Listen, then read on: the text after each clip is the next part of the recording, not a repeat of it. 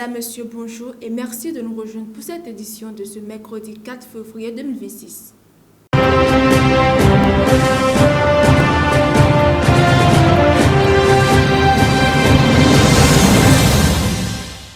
On démarre cette édition de l'actualité internationale en Afrique. En Libye, la scène politique est une nouvelle fois secouée par un événement majeur. Saïf al-Islam Kadhafi, fils de l'ancien dirigeant libyen Muammar Kadhafi, est mort mardi 3 février, ont confirmé plusieurs sources concordantes. Selon des médias locaux et son entourage, l'homme de 53 ans aurait été assassiné à son domicile au sud de la ville de Zitane, dans l'ouest du pays. Un commando de 4 hommes armés aurait pris d'assaut sa résidence après avoir neutralisé les caméras de surveillance avant de lui tirer dessus. Les circonstances exactes de sa mort restent toutefois à éclaircir. Des images de son corps ont circulé sur les réseaux sociaux.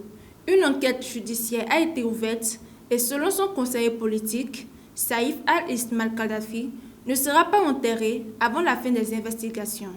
Plusieurs brigades armées ont été mises en cause, notamment la brigade 443 qui démontre toute implication. Longtemps présenté comme le successeur potentiel de son père, Saïf al-Islam était recherché par la Cour pénale internationale pour crimes contre l'humanité. Condamné à mort en 2015, avant de bénéficier d'une amnistie, il avait tenté un retour politique en 2021 en se portant candidat à l'élection présidentielle, finalement annulée. Autre actualité africaine à Washington cette fois-ci. Plusieurs délégations africaines participent ce mercredi à un sommet stratégique sur les minerais critiques organisé par l'administration américaine. La République démocratique du Congo est au cœur de cette rencontre. Le président Félix Tshisekedi est arrivé dans la capitale américaine avec une importante délégation. Les États-Unis cherchent à sécuriser les approvisionnements en minerais stratégiques comme le cobalt, le coltan ou le lithium dans un contexte de rivalité croissante avec la Chine. La Guinée et le Kenya sont également présents. Conakry souhaite attirer les investissements américains dans le bauxite et le fer, tandis que Nairobi met en avant le potentiel des terres rares de la colline de Mirab, estimé à plusieurs dizaines de milliards de dollars. Au-delà de l'économie, ce déplacement de Félix Tshisekedi comprend aussi un volet politique et religieux avec sa participation au National Prayer Breakfast, un rendez-vous annuel réunissant responsables politiques et leaders religieux. En France, le procès de Marine Le Pen franchit une nouvelle étape décisive. Le parquet général a requis contre la chef de l'extrême droite française une peine de 5 ans d'inéligibilité sans exécution provisoire ainsi que 4 ans de prison, dont un an ferme, aménageable sous bracelet électronique et 100 000 € d'amende. Si la Cour d'appel suit ces réquisitions, Marine Le Pen ne pourrait pas se présenter à l'élection présidentielle de 2027.